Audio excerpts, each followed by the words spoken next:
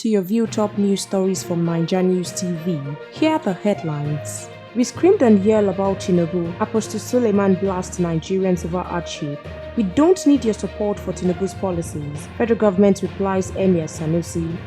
NAS commends Minister of Interior Tinubu over 2024 budget.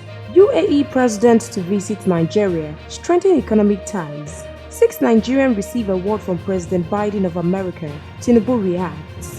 Now the news in detail. The senior pastor of Omega Fire Ministries, Apostle Johnson Suleiman, has asserted that Nigerians deserve the hardship resulting from the economic policies of President Bola Tinubu. NaijaNews reports that Apostle Suleiman made this known in Bauchi State during a 2-day conference before the mega crusade. Suleiman and his entourage, including senior pastors like Kingsley Aigbe, visited the government house in Bauchi, where he met Governor Bala Mohammed. Speaking with journalists during an interview at the government house, Suleiman berated Nigerians, saying the country's sufferings are the result of the bad choices made during the 2023 elections. He lamented the state of the nation under Tinubu's administration, pointing to policies and the devastating mismanagement of the oil sector. He also urged Nigerians to reflect on their choices ahead of the 2027 elections, warning that if they had suffered enough by then, perhaps they will make better decisions. Meanwhile, the federal government early morning of Thursday told the Emir of Kano, His Highness Muhammadu Sanusi II, that it does not need his stamp of approval of what he described as laudable policies of the government. The government also told the Emir, who was a former governor of the Central Bank of Nigeria (CBN), to rise above personal interest and partisan undertones and prioritize the greater good of Nigerians. These admonitions, among others, were contained in a statement issued by the Minister of Information and National Orientation, Muhammad Idris.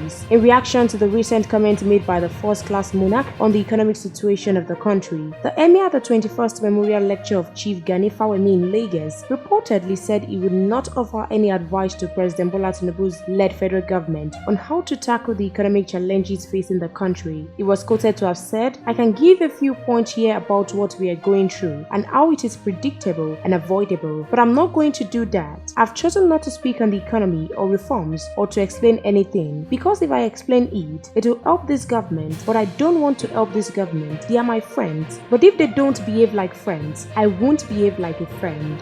In other news, the National Assembly has commended the Minister of Interior, Dr. Olubunmi Tujijojo, over the 2024 budget performance of the ministry. Senator Adams Oshiomhole, APC Edo North-led Joint Senate and House of Representatives Committee on Interior, gave the commendation yesterday when the minister appeared in the National Assembly to defend the 2025 budget of the ministry. In his presentation, Tujijojo told the lawmakers during the session that the ministry internally generated revenue (IGR) exceeded its target in the 2024 budget. Said in 2024, "We had a revenue target as approved by the National Assembly of 1.2 billion naira for business inspectorate quotas and naturalization." The minister will explain that the increase in the IGR was not as a result of the increase in the inspectorate quota revenue. According to him, it was the automation of these solutions that closed some of the linkages which made the revenue shoot up. The minister further stated that the total target of 2024 was 2 billion naira, adding that in the actual sense, it was able to generate over 5 billion naira in the year under review. Impressed with the budget performance, the lawmakers, who could not hide their satisfaction, commended the minister for a job well done, with the committee chairman Senator Adams Oshiomhole taking the lead. Oshiomhole said, "Honorable Minister, you have done extremely well. I think you've been detailed. I've attended some other budget defense, but I can't recall anyone as extremely detailed as you did."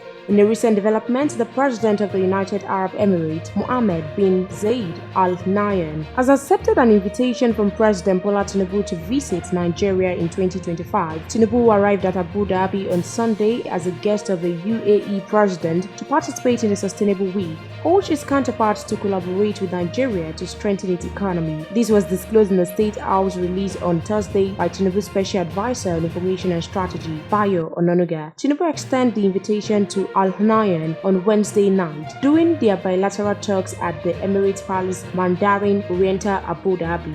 The Sustainable Week is a forum for exchanging ideas to support sustainable development globally and encourage collective action to address challenges such as climate change, water scarcity, and energy crisis. Early on Wednesday, President Tinubu delivered Nigeria's position on climate issues and other global challenges and congratulated the UAE leader on the successful hosting of the event. During their discussions, Al-Nahyan thanked the Nigerian leader for accepting his invitation and expressed the UAE's determination to strengthen economic cooperation with Nigeria. The two leaders also explored strategies to attract investment into Nigeria. Those who joined the UAE president include the Deputy Prime Minister and Minister of Foreign Affairs, Abdullah bin Zayed Al Nahyan, and the Deputy Chairman of the Presidential Court for Special Affairs, Hamdan bin Mohammed bin Zayed Al Nahyan, among others.